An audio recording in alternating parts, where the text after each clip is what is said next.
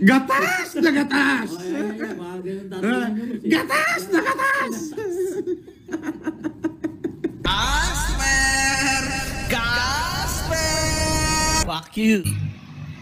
Alright, mga ka-plastic. And this is me again, Big Sue. Right back at it again with another dekalibreng content. Gatas na gatas, minuto.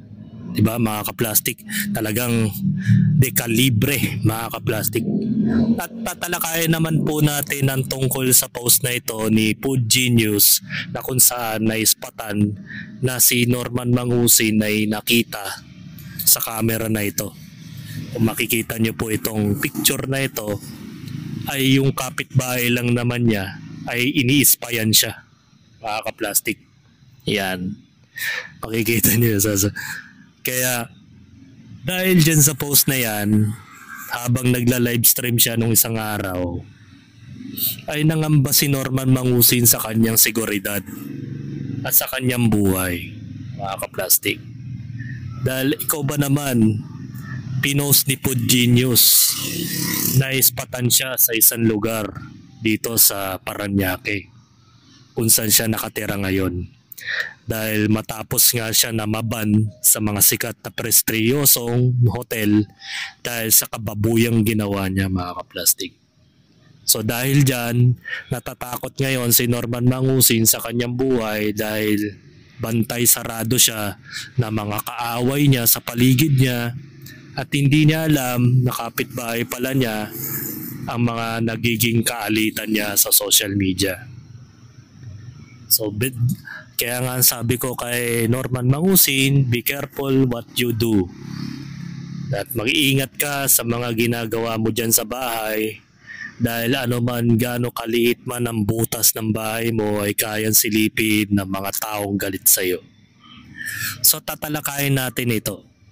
Panoorin natin yung video na kung saan ay nangangamba si Norman Mangusin sa kanyang buhay. At ito yung video.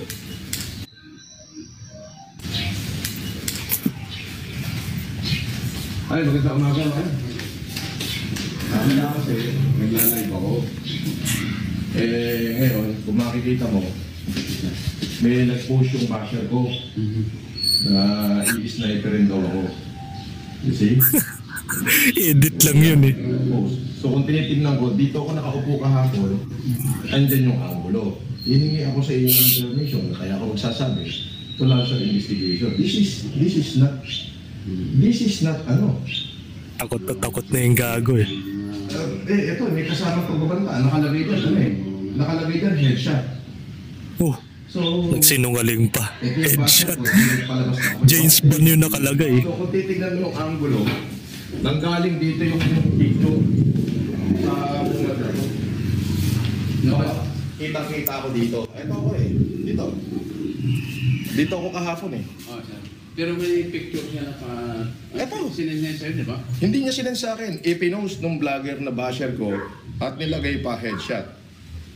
Sinungaling. Walang headshot na nakalagay. This is not right. Tama, sir. Now, hihingin namin sana yung pangalan, kung ilang tao dyan. To whom it may concern, abogado ko na bahala, i-demand ko sila. Basta i-type mo sa Please, kung ikaw magla-launch ng investigation dyan, nakalive ako, ito yung front, andito yung camera kahapon, nagla-live ako, binabati ko yung supporter ko. But nag-post siya na, ayan yung post niya. Tama, may sniper rifle pa. Diba? Hindi na maganda yan. Edited This is violation of everything. Takot na yung hindorotot na to. Pinost nila. Yan yung basher ko na nag-post. O, ayan o. Hindi. Kasama niya. Pagkakasama sila eh, 4 sila eh. Mga gago, itong Food Genius. Dinamay pa. Tapos ano. So, ipinost niya yan. So, hindi ko alam. Kasi sila may connection. Baka may connection. Sige lang. Ano ba yan? Si may-ari ba yan? Vendor? May-ari ng kwento, anak na may-ari. Anak ito eh. Santos ito. Basta, ito, baka hindi naman siguro siya baka... Hindi, walang angulo eh. Ito yung angulo, walang iba eh. Andiyan ako nakaupo eh. O kung titignan mo. Oo. galing Kung bahay bibintang ka pa ng kapitbahay mo, mamaya hindi yan galing dyan. Mabibigay ko sa iyo yan, yung copy, mabibigay ko sa iyo kay Edmond, then I want you to launch an investigation about it. Because this is so serious. Ikaw mo sabi ko po. This is, kung makikita mo yung angulo, dito ako nakaupo. Ayan. So, walang chance na makita ako sa iba, maliban dyan sa singit ng butas na yan. At kung kita-kita mo, pati kulay ng pader. Ayan yan. Nakita mo? Ito yung itim eh. Oo. Ayan ako. Nakaupo ako dyan. You see? Mga siguro, araw siya, araw eh. Umaga, mga ganitong oras kahapon. Hmm. So, ayan yun. This is a violation not only for my privacy but for my safety. Diba? Dapat mabigyan ng leksyon yung mga yan. Sumagot sila sa korte.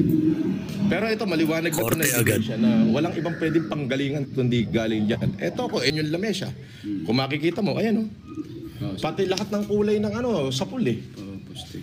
Oo. Ibig sabihin, nanggaling doon yung... Nanggaling yung camera doon. Wala naman dito eh. Hindi pwede eh. Kasi hindi naman likod eh. Oh, sir. Oo. Nanggaling dito. Hindi naman pwede kasi Pero full likod. ibig sabihin, na yung pag-picture niya siya, nag-comment din yung basher mo dyan. Hindi. Basta pinicture lang. Pinicture lang, ipinorward doon sa basher ko. Yung basher ko yung nag-post. Ibig sabihin, may motor yung... Di ba? Tignan mo, kung ano-ano yung pinagsasabihin na sa'yo. Nakakapaka mo. Kaya nakapon Di ba? ngayon, tinawagan ko ayaw mo. Di ba? Yun ang sinasabi ko sa'yo. Paggugulo. Ngayon, di natin alam kung ano connection yan. Nung basher ko na yan, dito, sa kapitbahay natin. Pero, ang pangit eh. Kumbaga safety ko. Ngayon, nalaman na to kahapon, kaya umalis ako kahapon. Nagpunta ako sa mga lawyer ko. Pinakita ko na sa kanila. Sabi nila, hingi ka ng referral sa gwardiya doon. Sila yung mag-launch muna ng investigation kung saan galing yung picture, kung anong bahay. And then, kami na ang bahala. Itadaanan. Masyado niya sineryoso yung nangyari. Halatang takot na yung tao eh. Alam niya sa sarili niya eh. Alam mo kasi mga ka-plastic, pag marami ka ng kaaway, even yung mga kapitbahay mo dyan, na balitaan nandiyan ka nakatira ngayon, bantay sarado ka na eh. Kasi ang sinasabi lang nila dito is wag ka magkamaling tumakas. Kasi nga nakahain na sa'yo yung wanted from NBI and PNP. Mabuti na nga lang hindi ka sinusukol ng mga tao dyan, hindi ka pinagbububugbog eh. Dahil kung tutusin, kaya nilang gawin yan eh. Anytime, anywhere, any place. Kaya kang gubatin dyan. Dahil marami ka ng inatrasong tao. Mabuti nga, di ka tinatablan ng kulam eh. Dahil adobe na yung balat mo eh, sa sobrang itim mo eh. Dahil ang kulam, hindi tinatablan sa tao mabaho. Dugyot. Sa legal process and legal procedures. Kasi, sir, this is my safety. The reason why I came here because of my safety. I-post mo kayo sa akin, sir. Ano ko sa account ko? Sa messenger, sir. Sige, sandali ah.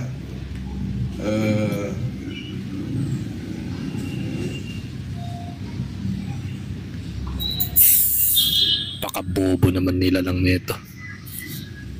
Natatakot na kasi.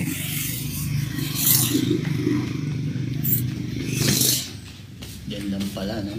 Oo, okay lang naman sana. Wala. Nililigaw pa tayo. Possibility wala namang problema. Kasi ako, okay lang naman ako eh. Pero ito, nakalagay sa post, headshot pang nalalaman. Hindi naman tayo natatakot sa ganyan. Huwag ka magdagdag ng kwento. Kaya lang Wala namang headshot na nakalagay. Inedit lang yun eh. Tsaka may possibility, sabi nga ni Baby Budol, di pala alam na gusgusin yung drone. Maaring drone kasi yun. Diba? Diba may mga nakarang araw na binibidyoan siya na dumadaan yung sasakyan sa bahay nila. Ano malay mo kung may drone na pumunta dyan tapos hindi niya namalayan na tinutukan siya ng camera ng drone. Naka-aerial shot. Tapos pagbibintangan mo yung nananahimik na kapitbahay. May possibility na kapag nagkamali ka ng akusasyon sa kanila, pwede kang kasuhan ng libelo. Tsaka ng oral defamation. Tsaka cyber libel, mga ka-plastic, kasi napanood sa TV yung mga, napanood sa social media yung sasabihin mo. Kahit pa sabihin mong ikaw ay nalalagay sa panganib, wala ka namang katibayan na sila mismo ang nagpicture.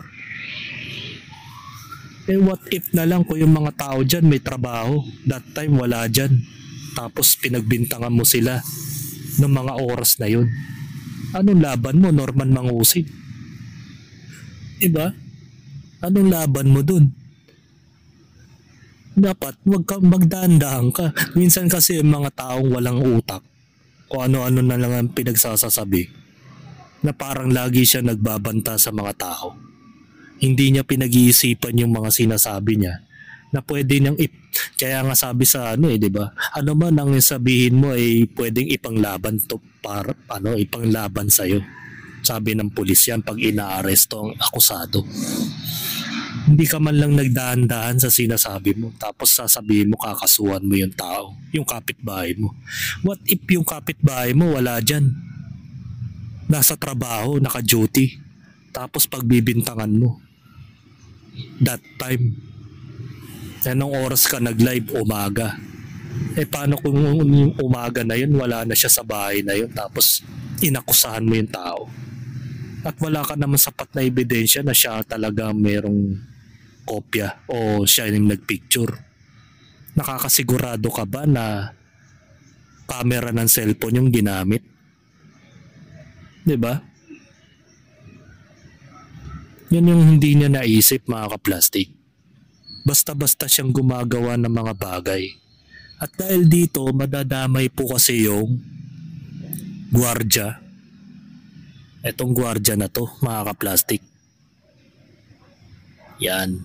Madadamay itong taong to. Dahil sa pinaggagawa niya. Nakikialam siya sa mga bagay na hindi naman niya alam. Yan.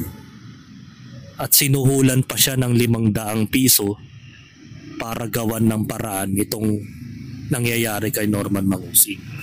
Ang sabi nga ni Food Genius sa post niya,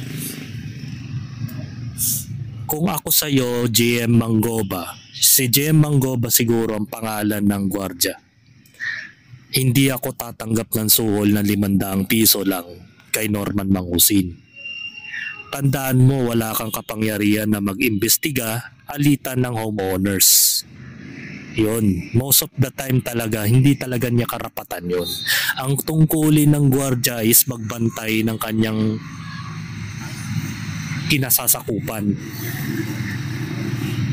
Kasi pwede siyang makasuhan ng homeowners ng grave coercion. Kung pinipilit mo sila na mag-demand pa ng pera kapalit ng investigation. At usurpation ay usurpation of authority. Diba? Kung umaasta ka ng opisyal na may kapangyarihan na wala ka naman. At pangatlo, harassment. Kung ginagamit mo ang posisyon mo bilang gwardya para manakot at magdikta o sumunod sa mga nanghihingi ng pera, pwede kang idemanda ng civil case for damage. O diba? O ireklamo ka sa barangay, mga ka-plastic. Violation of RA 5487, Private Security Agency Law. Kung lumampas ka sa papel mo bilang security guard, malamang naman may pinipirma ng security guard na kontrata kung hanggang saan lang ang kanyang pwedeng gawin. Diba, mga ka-plastic? Parang mayroon siyang nagpipiling pulis siya, mga ka-plastic eh. Eto, maaaring i-report ka sa PNP, SAG-SD, sa Camp Crame. Sila yung nag-i-issue at bumabawi ng lisensya sa mga security guard na kupal na kagaya ni GM Mangoba, mga ka-plastic. O posible siyang matanggal ng lisensya kung mapatunayan na ang pang-abuso o panghimasok mo sa homeowners dispute. Kaya mag-iingat ka, isang mali lang pwedeng mawalan ng trabaho, makasuhan o idemanda ng home earners mo. Kasi nakikiayon ka kay FLM, mga kaplastik. Diba? Nakikiayon ka sa mga bagay na hindi mo dapat pakialaman. Kung meron mang reklamo si Norman Mangusin, pwede naman niyang i-report yan sa barangay niyo. At sa kanya, sampahan ng kaso sa PNP. Diba? Hindi yung gwardya ang mag-i-issue ng investigasyon.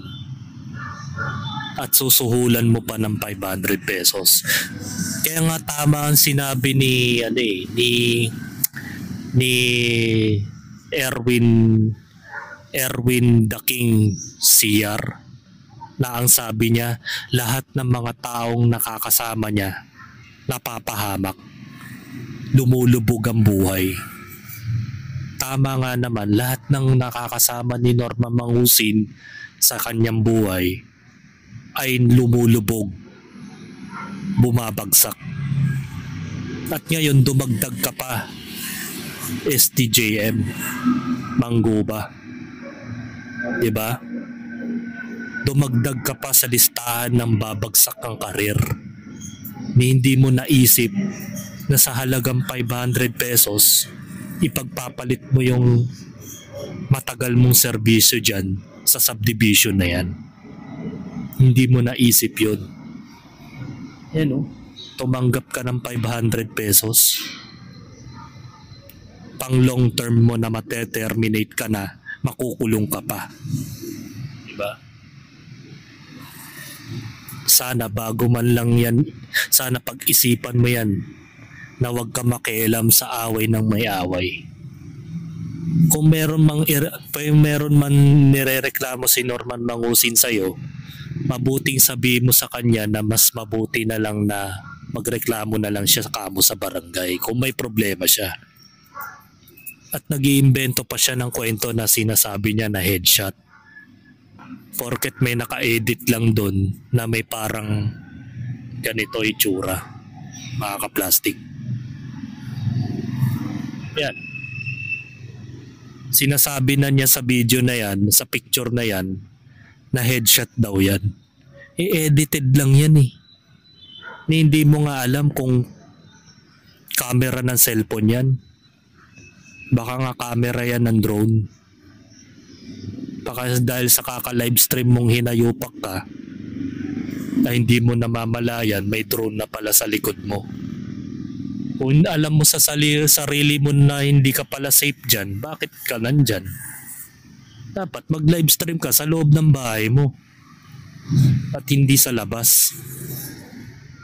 Diba? So hanggang dito na lang ang aking opinion.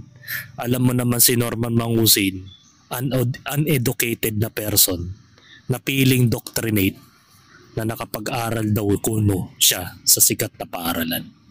So hanggang dito na lang ang aking opinion, and this is me again, Big Sue, lagi nagsasabing ang mga plastic ay matagal mabulok dahil ang mga plastic ay toxic. Kaya what's up mga ka-plastic, and this is Kambid, commentary video ng video live stream. Signing out. Alright. Mga ka-plastic, kung nagustuhan nyo ang aking video, isubscribe nyo lang ang aking channel.